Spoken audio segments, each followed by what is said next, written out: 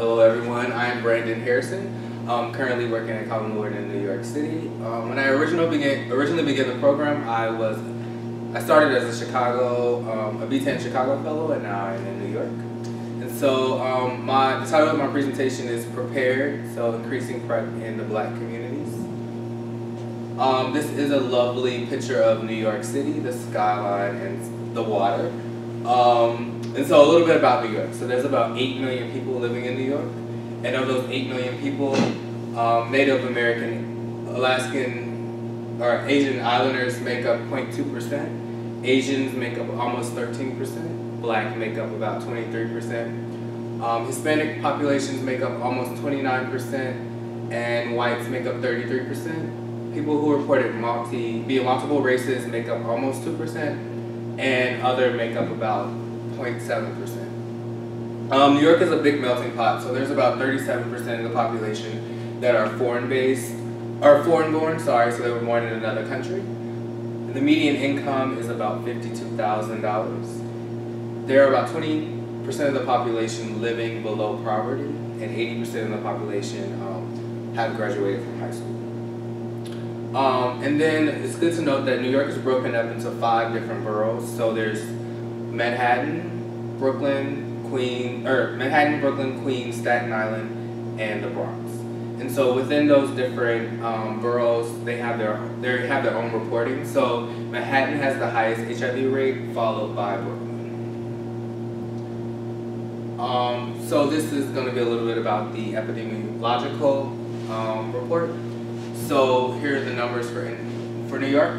So there's about 17,000 people living with HIV, and of those 17,000 people living with HIV, 2,832 were diagnosed in 2013 between January and December.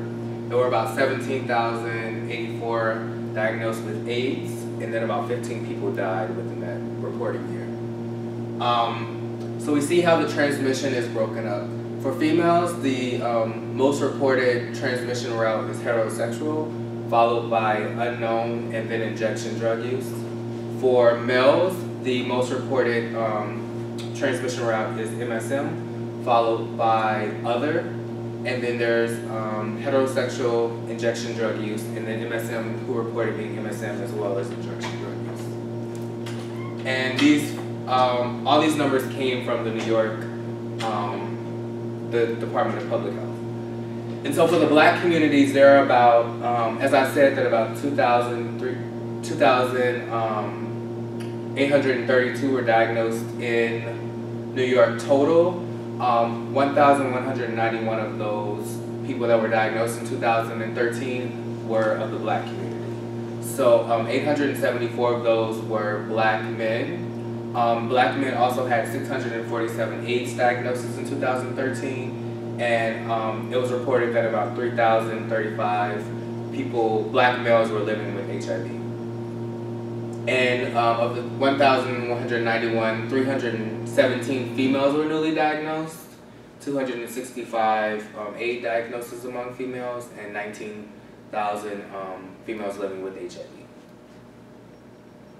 And so our target population at Calvin Lord is basically everyone. We serve a really big, diverse population. It's the oldest LGBT serving community health center and one of the oldest in the nation. And so I use this picture as we look at our PrEP data and as we look at our clinic data, we really have a really big variety of people. And so this picture is actually from a brunch that happens in New York. Everyday people brunch, and so this was just a very big photo I thought that represented different varieties and the everyday person. And so as we looked at our needs assessment, we identified that mental health was really, really important for our patients, and that having access to mental health care was really, really important. Treatment is really, really important, and so I used the Truvada picture because it's used for both HIV treatment and prevention. And so having access to treatment, whatever treatment looks like for a person, is really, really important. And then having an organization that understands you and that supports whatever your lifestyle is really important. So I have the LGBT photograph, specifically because we're LGBT community health center, but because typically, LGBT people have a lot of respect for other populations because we understand the disparities. We're always fighting for rights, so we're supporters of others, and it's just a really good organization. And so as we continue to look at our needs assessment, we have a few statements from some of our patients. And so as we did our need assessment, it had the opportunity for people to write in comments. So we have a cisgender African American woman who's 35, and she said that she would like to see more women of color doctors. And so for Callen-Lorde, we have a really low number of women of color patients, and so a lot of those patients are HIV positive because a lot of women don't think about going to an LGBT serving organization if they're a heterosexual woman just to receive care. So a lot of our patients that are African American women are HIV positive. We have a cisgender male patient who's 22, multiracial, and he said it's important to have your dental health and STD doctors all in one place, and the fact that everything is private and confidential makes it even better. So we see here's our first statement where someone wants a one-stop shop. We have a transgender African American woman who's 23, and she said, I'm a transgender woman in need of transgender health services, so I feel that is most important. Following that, I need a stable source of primary care, and then I'm definitely in need of dental care. And lastly, being a youth, adolescent youth services would complete the list, making it a one-stop shop. Again, we have someone who wants dental care and a one-stop shop. And we have an African American cisgender male who's 33, and he is kind of being an advocate for those who have low income and elderly. So he says support for the elderly and low income people is important to him from primary care. And then we have an African American cisgender man who says expansion into the boroughs. I live in Brooklyn, so I commute to Callen-Lorde, which causes me to miss some appointments. And so I took two needs assessments and kind of combined them. We had one that was done by Sariq Gallup, which is where these statements come from. We can use her as a consultant. She's at Hunter College. And then we have one that was done by DOH. So the DOH one took data, it's very preliminary data about PrEP use in New York. And so the question is, in the past 6 months, have you ever used PrEP to prevent yourself from becoming HIV infected? And so it started in 2012 with in-person and online surveys. And from 2012 to now, we see a 5% increase where people are now using PrEP to prevent themselves from becoming HIV infected. And so this survey was done among people 18 to 40, sexually active with self-reported status of negative or unknown. And then our other needs assessment was actually a needs assessment based off of our patients who live in Brooklyn but commute to Callen-Lorde. And so it was a needs assessment to see if we should expand our services to Brooklyn. And those patients were patients 18 and older that received care at Callen-Lorde. And so as we move into B10, here's a photograph of myself and a few other fellows and Phil Wilson. And so when we think about B10, we talk about the mission, and it's to produce and support a nationwide network of highly trained Black treatment advocates who will serve as educators and opinion leaders in their communities, provide a pipeline of trained Black Americans for community advisory boards, facilitate expanded Black participation in clinical trials, increase early utilization of appropriate treatment, and to improve treatment and adherence in Black communities. And so we have 5 ways that the BTAD model works. So it helps to link and retain people living with HIV into appropriate care and treatment. It increases demand for treatment, integrate bio and behavioral interventions, increase involvement of Black people in HIV treatment and prevention research, and improve access to quality of care in their home communities and nationally. Again, if we go back to the needs assessment, we see that people were requesting to have services in their community so that they could access them, i.e. Brooklyn. And so here are some cities where B10 is currently, the B10 model is currently working. So Houston, Jackson, Philadelphia, Chicago, Los Angeles, Oakland, Baton Rouge, New Orleans, San Francisco Fort Lauderdale and Miami, and we do not see New York on the list.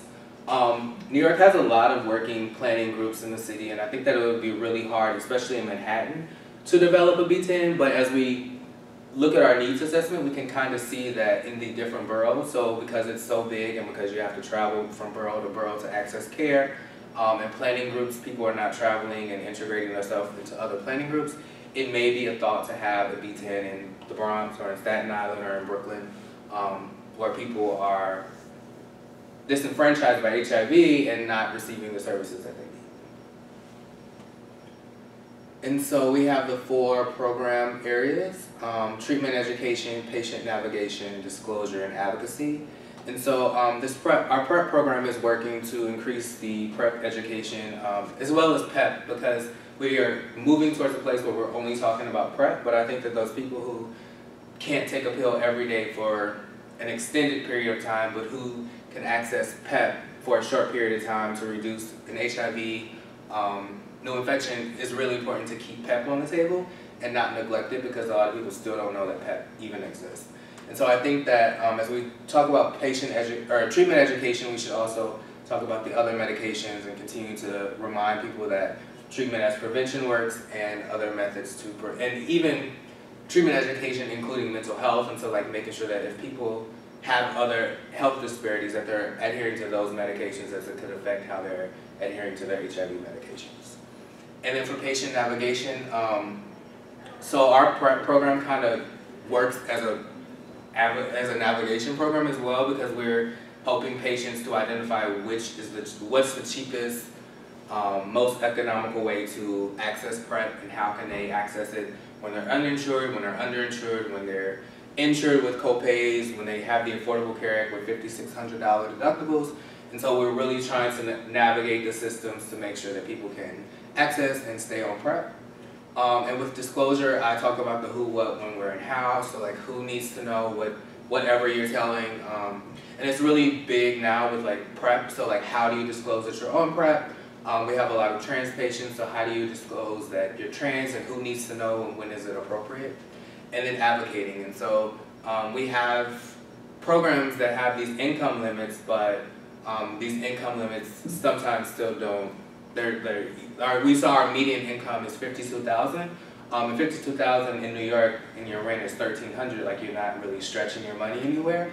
And so we have our New York State program, who has a cutoff limit of $51,000 for the PrEP program, and we're trying to advocate to like raise that, as well as Gilead's program has different requirements from our program. So like we're advocating to kind of have those programs aligned so that people can access the medical care and the medication for free. And so this is a little bit about my one-day training. So it was called Let's Talk About Sex. It was held in Chicago because, as I said, I originally started the program in Chicago. It was at Trilogy Behavioral Healthcare, and we talked about HIV, STIs, and substance use. It was on Monday, October the 6th from 4:30 to 7:30. It was required that we did 4 hours of training. I actually did 8. So I did it over a series of 3 different trainings, and so this was my longest training, and this was the one that I did immediately after boot camp. So we offered CEUs, people signed up on Sign Up Genius, and we talked about what is HIV, STI overview, history of HIV transmission, the HIV life cycle, clinical progression of HIV in Chicago, women in HIV, cofactors, prevention, harm reduction, and treatment. And through the training, our participants came in with about a 40% level of HIV. It was, most of the people that attended worked in mental health, but it was open to HIV testers, doctors, whoever. But we saw a 50% increase overall of knowledge for the participants. And our 3-day training was the state of AIDS in the Black Chicago, so from bench to bedside. And this was held in Chicago February 17th through the 19th, and we met about 9 to 5 every day. So the sponsors were AIDS Foundation, Step Up, Get Tested, the Core Center, Gilead, Black AIDS Institute, Illinois Department of Public Health, and BASA.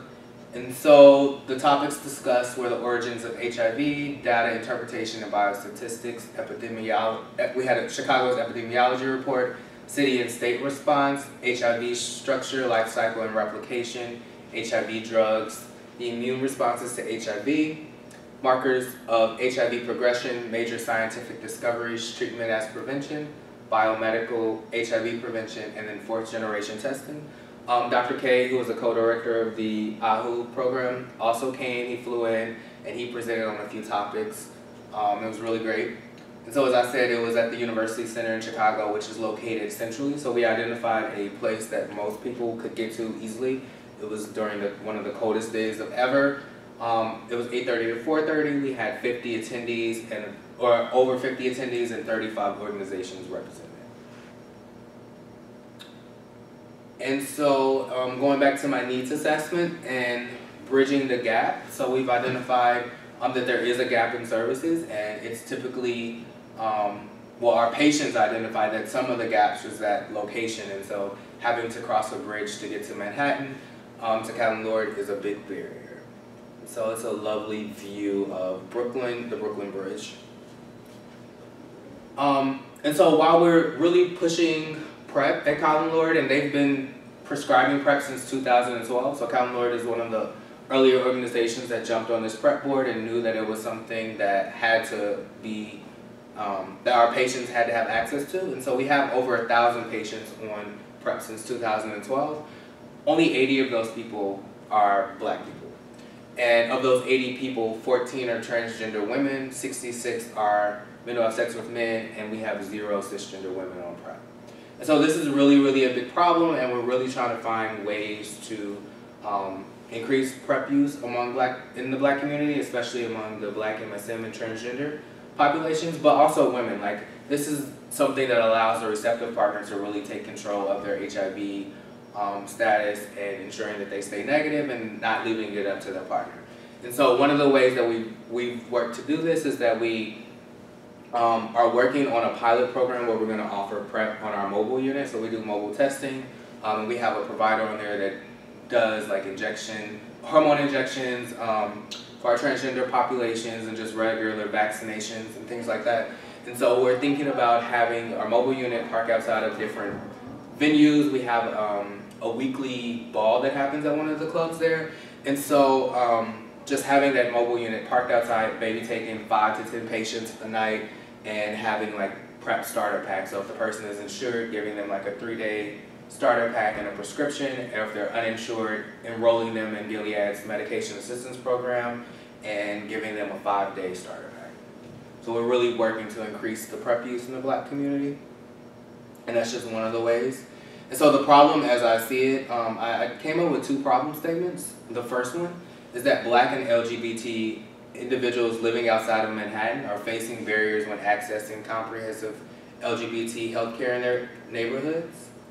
And the second is that PrEP and PEP access and awareness among Black, MSM, trans women and women living in New York City are much lower than white and Hispanic individuals.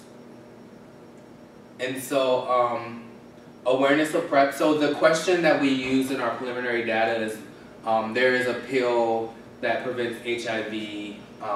Do you know about this pill?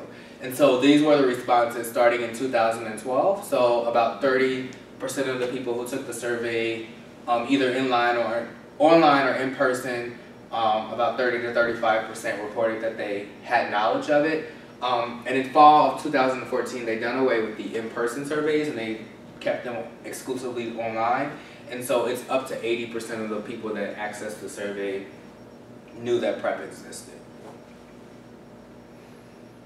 And so the goal is to increase PrEP awareness, accessibility, and use among Black, MSM, trans individuals, and women living in New York City. And so we're working on creating multiple video media projects that help raise awareness and education about PrEP.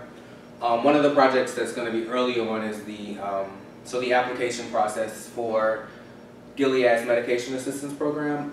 We also have a PrEP app program, which is very similar to the ADAP program. So the governor has identified that he wants to end AIDS by 2020, and that PrEP is really important for that. And so he allocated funds that pay for the medical treatment associated with PrEP, And the program kind of aligns with Gilead medication assistance program. So you have to be 18 and older, a New York State resident, HIV negative, and you have to make under $51,000. But it also requires that you bring in a lot of documents. So you have to bring in your check stubs, you have to prove your residency, so ID or utility bill, and then you have to bring in assets. So you have to have less than $25,000 in the bank. And so that process, explaining that every time, becomes a little confusing for our patients. So we're thinking that we'll have these videos. We already have a Calendar TV system set up throughout our clinic that just plays different videos. But on the floors that like prescribe PrEP a lot, we'll have this video looped often, as well as we'll send it as a link to our portal. So we have a patient portal. So patients that decide that they want to go on this, we'll send it as a link and they can like watch it as a YouTube video to understand how this application processing works. We're going to create workshops and trainings that address all aspects of PrEP. So since I've started, I've done about 20 presentations throughout New York City to other organizations, just showing them how the program works, how PrEP is accessible if you're insured, uninsured, and having that conversation with doctors about a lot of doctors are still having their personal feelings about PrEP and not thinking about their clients, or just having that like it's not your place to tell a patient whether or not they should be taking this medication, and just having these conversations that kind of inspire people to change their thoughts about PrEP. And then identify community leaders and stakeholders willing to disclose PrEP use. So we do have some patients that are very influential in the community at Colin Lord that are on PrEP, and if we can get them to kind of disclose that they're on PrEP in the bigger outlets and in the media, that it may kind of change a lot of population's views on PrEP. And so my project proposal plan is to increase awareness and accessibility and use of PrEP, utilize community members to gain trust and support, increase community's prevention understanding, not just of PrEP, but of prevention totally, so including treatment as prevention. Decrease the amount of people lost in the process. So sometimes the process of accessing PrEP, if you're uninsured, takes a little longer than getting a prescription and walking to the pharmacy. You have to wait for you have to apply, you have to wait for the prescription to be mailed to Colin Lord or to your house. And if it's mailed to us, then you have to wait for one of the PrEP specialists or myself to call and let you know the medication has arrived. You have to come in and pick it up. So it's a little more work than just going to a pharmacy picking up a prescription. And so some people get lost in that process. And then this plan will help equip the community to disclose whatever they need to disclose confidently. So it's just, again, addressing the who, what, when, where, how, and why you need to disclose things. And so process monitoring. Loading. So monitor and reevaluate. Just looking at what you're doing and making sure that it's working. Delegating who does, or talking about who's going to do what, as well as making sure that you're not stepping on your partner's toes. So I'm on a PrEP working group in New York, and I don't want to go somewhere and provide PrEP information when someone else is there. And just having those conversations so you know who's going to do what and breaking it up. Divide and delegate goes back to the who does what. Having a ton of meetings to talk about these things. Trackers, so seeing how people are progressing and what still needs to be done and who can take over what. And then making adjustments as needed. And program evaluations and monitoring. So we are, through all of the trainings that I've done since beginning the program, I have made sure to include pre and post test evaluations and teachbacks.